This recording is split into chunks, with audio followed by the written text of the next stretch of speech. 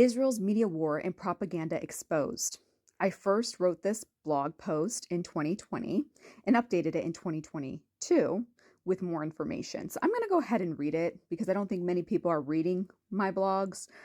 So I figured, hey, I'll do a video and I'll read my blog and explain the information to you. So here I said, NBC News correspondent Ahmed Mahaldeen, which you all know from MSNBC, so he was pulled from Gaza during the 2014 war after witnessing the killing of 4 Palestinian children by Israeli gunboats. On Gaza Beach, executives claimed the decision was due to the security concerns as Israel was planning for a ground invasion.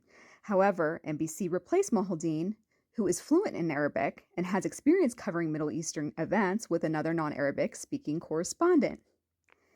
Mahaldeen was active on social media and shared how moments before the attack, he was playing soccer with the boys on the beach. At the time, Israel was trying to blame hummus. Let's call them hummus. That's what seems like everybody's calling them. Throwing around the human shield rhetoric. So this is their game here. You see what I'm saying? This narrative contradicts Mahaldeen's first-hand observation due to angered staffers, and viewers at NBC eventually allowed him to return and continue reporting. You should be able to click on these tweets, and I believe it will take you to his original tweet, or on X, because now it's not Twitter. It says, "Thanks for all the support. I'm returning to Gaza to report. Proud of NBC's continued commitment to cover the Palestinian side of the story. 4 Palestinians killed in a single Israeli airstrike minutes before they were killed by our hotel. I was kicking ball with them." See? So this is part of their propaganda routine. Then the Israeli news source Haaretz is an Israeli news source, ran a story back in 2018 titled "Secret Israeli Report Reveals Armed Drone Killed 4 Children Playing on Gaza Beach in 2014. So then they admit to their wrongdoing, but they keep switching their story.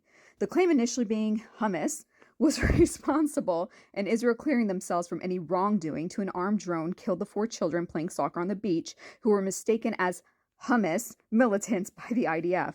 The story seems to have changed and evolved over time. This raises more questions. If Mahaldeen was not present, would we have known the truth? Absolutely not. We wouldn't have known the truth. So then I added here, escalation in Gaza.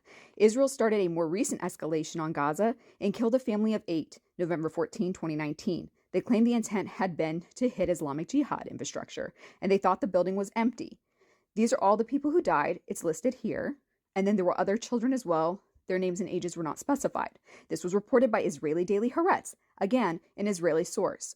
Associates and neighbors of the family claimed that they had no connection to Islamic Jihad commander. This was a statement.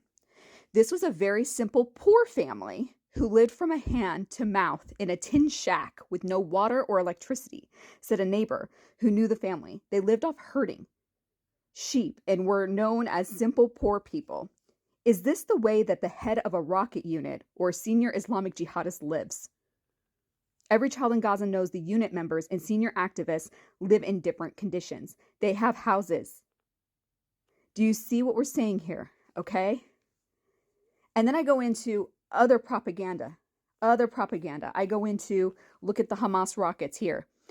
A 70-year-old Israeli woman was slightly wounded by broken glasses after Gaza rocket hit house in southern Israel.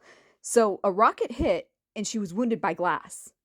Do you get the point here? You get the picture? Hundreds of rockets raining down on Israel, and that's what it does? So there's something here that's not being told.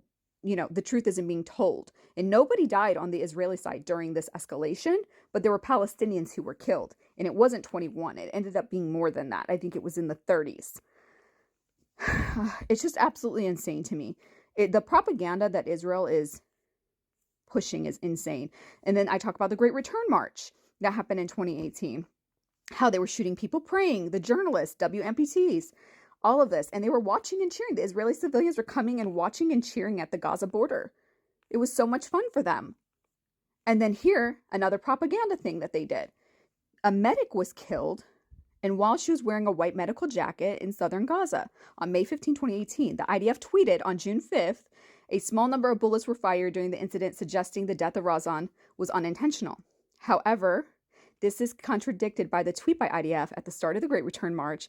Nothing was carried out uncontrolled. We know where every bullet landed. They use their propaganda here. And then following criticism of her murder, the IDF issued propaganda video claiming Razan worked for Hamas. Absolutely ridiculous. It showed a clip of the medic picking up and throwing away Israeli tear gas canisters to portray her as a terrorist. MSNBC correspondent Chris Hayes actually tweeted, "The wording of the IDF video is so bizarre. Hamas incited a woman to provide medical care to the wounded? That's incitement?" So, and it just goes into more and more of the propaganda, how they shot a Palestinian boy in the eye with a rubber-coated bullet. He lost his eye. Like, and no, you don't get this in your media. I'm sorry, America, but you're being conned into World War III and into ethnically cleansing the Palestinian people. This has been ongoing, and you haven't been paying attention, and you think everything started on October 7th. It absolutely did not.